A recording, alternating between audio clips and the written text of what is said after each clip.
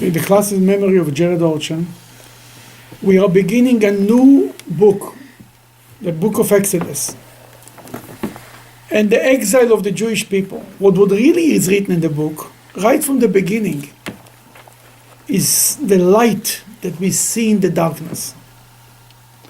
The beginning is about the enslavement of the Jewish people in Egypt. What there is right after the next page, the first page, that's right about that Pharaoh decided to enslave the Jewish people because he was afraid there will be a war against Egypt. They will be a fifth column. They will come from inside turn against the Egyptian. He decided to do a final solution to get rid of them. The first thing that he did, he called the midwives and he told them, whenever you give birth to a Jewish woman gives birth and you help her, if it's a boy, kill him, right? He wanted to get rid to the final solution. How you reduce the amount of birth, the birthright, the birth of the Jewish people. They shouldn't be multiplying so much. And what they did, he says, kill the boys. What was their reaction? What they did? They said no. They didn't do it. Midwives go against the king, the superpower of the world. He calls them personally, he told them something to do, and they say no, we're not going to do it. It means to say, to stand up against power, it's already breath of fresh air. Then comes the next story. The next story is about baby Moses. Parents give birth to a baby, they keep him alone for a few months, then they decided to put him in the river. They put him in the river, and the most unbelievable thing happened. Pharaoh's daughter finds him, and she decides, she saws it's a Jewish boy, baby, right? It's an Hebrew baby. She decides to save him. Again, completely against what people usually people give in. The silent majority is silent and doesn't do anything, and people are afraid of power. And here the daughter of Pharaoh, not only if she was not Jewish, you can call her the first righteous Gentile. She saves Moses. But there comes the real thing. We all know in this Parshat, God is choosing, by the end of the Parshat, God is choosing Moses to be the leader of the Jewish people. Right? At the burning bush, that's the end of this Parshat. The question is, why Moses? What does Moses so unique? Why Moses more than Aaron, for example? Aaron was his older brother. Why not somebody else in Egypt? There is something about Moses unique. And this is written in the Bible, and actually I would call it Moses' resume. What made him to be chosen by God to deserve? He had the right criteria to be the redeemer of the Jewish people. Number one, the first story about Moses we read three small stories, 1 page. But these 3 stories say everything. Moses is 20 years old. He goes out to see how his brothers are doing. Moses knew, Pharaoh's daughter told him that she is coming from a Hebrew family. But he was raised as a prince, not like an Hebrew. But he goes out and he sees how an Egyptian officer is trying to kill, is beating up a Jewish prisoner, a Jewish slave. Now think about Berlin in 1942. An SS guard is beating up a Jew in the middle of the street. Now comes a guy, what Moses is doing? Moses is turning to both ways, looks this side and the other direction. What is he looking? He's looking and he sees that nobody cares. Vayar kein ish, he saw there is nobody cares. Nobody is standing up to save the underdog. Moses kills the Egyptian officer.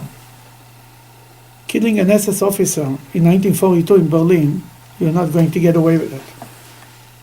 The next day, okay, he did something, he wanted to save a life, fine. The next day he goes out again for another visit to see how his brothers are doing. He sees 2 Jews are fighting. They are not fighting. One guy lift up his hand, wanted to hurt his other Jew. Moses can say to himself, it's a fight. But I have to get involved in every fight. It's not a matter of life and death. That I have to save the person. It's a fight. Then why I have to get involved there? But Moses turns to one, he says, why are you hurting your other brother? Lama taker echa. Right? That's what he told them. What does the other Jew tells them? The other Jew tells them, oh, you think you became an officer on us? You became our boss? Do you think we don't know that you killed the Egyptian guy yesterday? Moses got scared.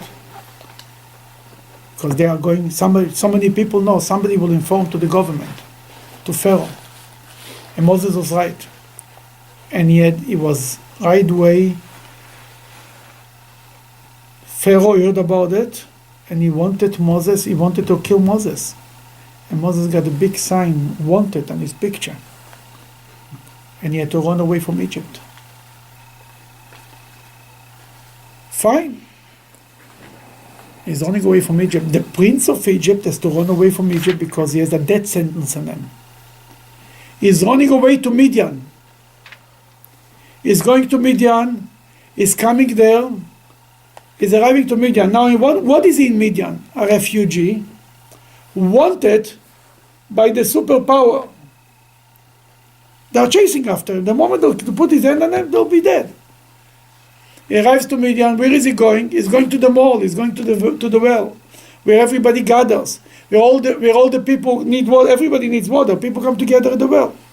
He's coming to the well, and he sees how the shepherds are chasing away a bunch of goats. Don't let them take water, right? Nothing. He knows the shepherds. Nothing knows the goats. Strangers against strangers. And he's already in big trouble. By now he knows better. He knows not to get messed up, to get in trouble. But he can't help it. He stands up and he helps the underdog. And he saves the underdog.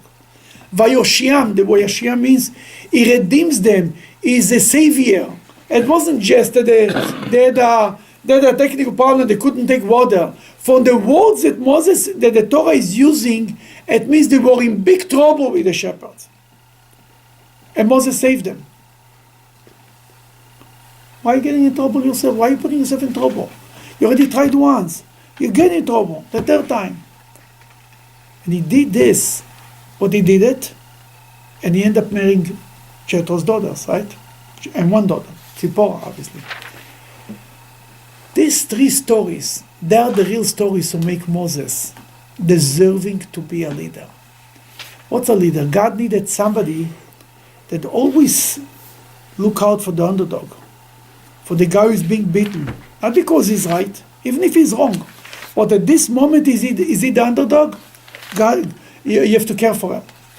It's written, the Medrash says something very interesting. The Rabbi once talked about, he told the Chabad Hasidim to go on the holidays to prisons, to visit the prisoners. My son was in prisons in Florida.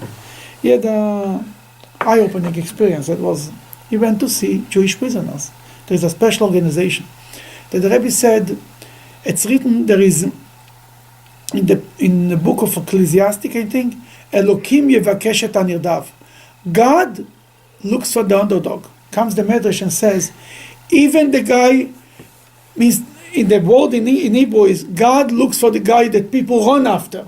The one who is being run after, chased after. That the Medrash says, even the chaser is righteous. And the one who is being chased is wicked. God cares for the underdog. And then the Rabbi pointed out, he said, people they're in jail, they deserve it. Doesn't make a difference. At this point, he's an underdog that we need to care for him. We need to be sensitive to his pain. Because God is always for the underdog. And that's what God saw in Moses.